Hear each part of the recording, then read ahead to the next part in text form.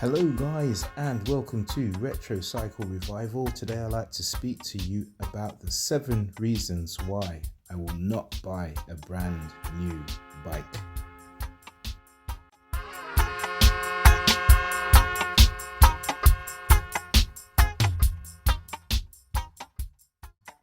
Okay, reason number 1. The main deterrent for me is not being on a cycle to work scheme. My company doesn't offer it.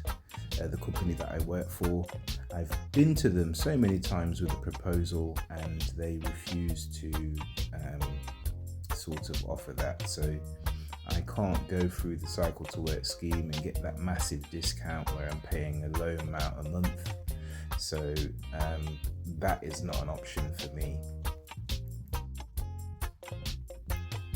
Reason number 2, I am a bit of a bike mechanic, so I'm more likely to buy a frame from eBay and build it up from scratch. I have an ample amount of bike parts here that I can stick onto a frame, so in terms of costs and things like that, it will be just easier for me to build up from a frame.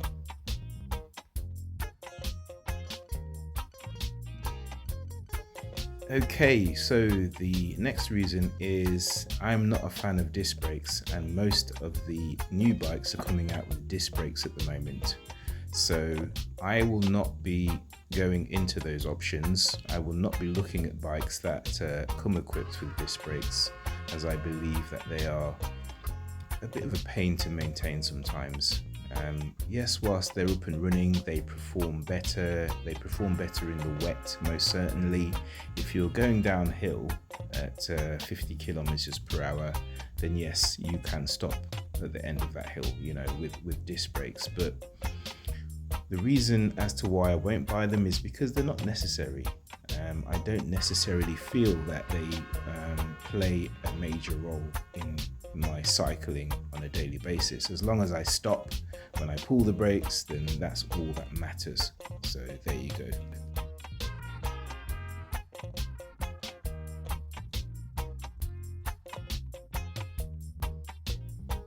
So reason number 4 comes down to price. Yes, price. If you're buying a top of the range, modern bike, you're going to be paying, a decent price for it. You're going to go from 500 to 5,000 on some of these bikes that are coming out nowadays. And I just can't fathom that. If I'm building a bike up from scratch, the maximum that I've spent doing that is £350. The cheapest bike that I built up from scratch is £100. So, and those bikes run pretty well for me. I don't know about anybody else. I don't know about professionals or anything like that, but somebody who's like me, who's a recreational rider / commuter, then the bikes that I build perform, just right for me. Okay, so reason number 5 is the weight. Have you seen the weight of some of these entry-level road bikes that are brand new from the highest manufacturing companies? It's just ridiculous. So I would not be going and buying anything like that, because some of the entry-level road bikes are coming out heavier than my hybrid bike and even my mountain bike in some cases. I just can't see that, because I think that once I get an entry-level bike like that, I'll be still spending money upgrading it, so I'll be spending even more money. And now when we talk about entry-level bikes, we're talking about 400 upwards. So I'll be spending another couple of £100 just to bring it up to scratch. So I wouldn't ever consider buying something like that. Okay, and that point brings me on to point 6, customization and upgrades.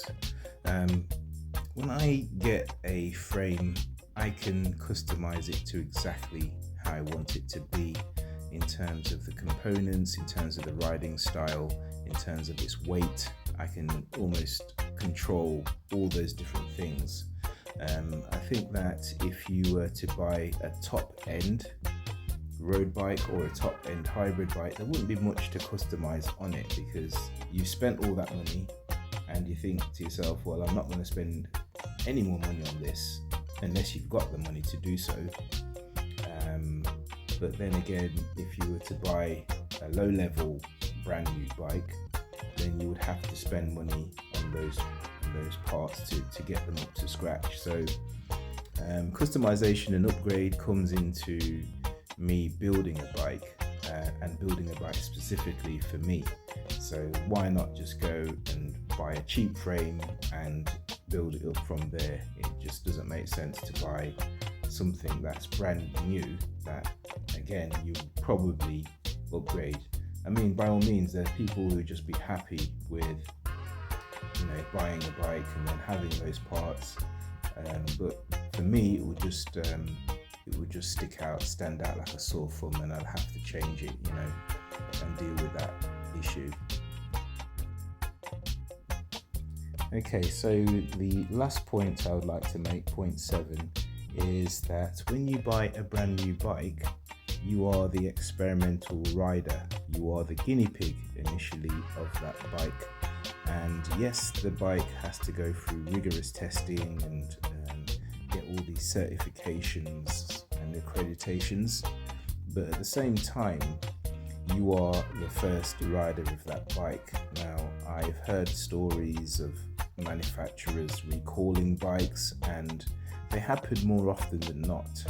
They happen quite often. So sometimes you may get a bottom bracket area that hasn't been rounded properly, and it's off center, and it's causing all kinds of issues inside the frame. You may get rubbish welding on some of the bikes. You may get issues with the headset on some of the bikes, and then they have to do a recall. There may be accident similarities in certain bikes. You won't know that until you've had it, and you've probably had it a few seasons. You may even detect issues straight away as soon as you get the bike. So there's those risks to put in place. Now, when you buy a second-hand bike, yes, you are still making a risk, but at the same time, it's a cheaper risk. It's a much cheaper risk, and that's the main thing. Now, yes, granted that a brand new bike, you would have warranty and you could probably get it swapped out, but it's just the time that it would take. Sometimes it takes weeks, even months, to sort out a warranty claim, etc. So again, with a second-hand bike, it's less price. I would say you probably have the same risk in terms of that bike failure, because you don't know how the previous owner has ridden that bike. But it's marginally the same. It's just that one's more expensive than the other. So to conclude the 7 points, I would just like to say that the bike industry today, I think there's a lot of hype in the bike industry. When somebody advertises a new part or a new bike, a new frame, they really go all the way, and they pull all the stops to make you want to buy the bike. And sometimes they overlook the actual engineering of that bike. So, sometimes it's not even worth your while going and buying the latest this or that, the latest carbon, the latest Di2, the latest SRAM drivetrain, where you're paying over the odds for that. So that's just for me. I'm not deterring anybody from going out and buying a brand new bike. By all means, if you've got the money. I mean, if somebody dropped off a full carbon road bike beast on my doorstep, I'm not going to turn it away. I'm going to ride it. I'd probably make a couple of videos on it as well. So I'm just saying that in terms of the effort that you have to make in order to get those bikes, I mean, some of the bikes are the price of a car, for God's sake. So, I just feel that if I'm paying £350 on a bike that I'm happy with, then I'm just going to stick to that formula. So I'll stick to the retro bikes. Thank you very much. And guys, again, thanks for watching. Please carry on riding, reviving old bikes. And don't forget to like and subscribe.